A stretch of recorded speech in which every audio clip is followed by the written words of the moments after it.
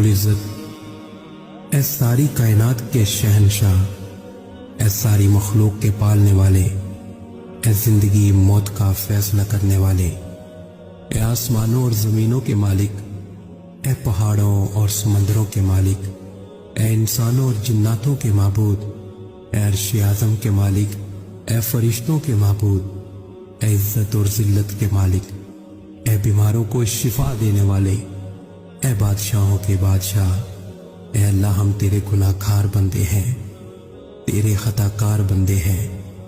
हमारे गुनाहों को माफ़ फरमा, हमारी खताओं को माफ़ फरमा।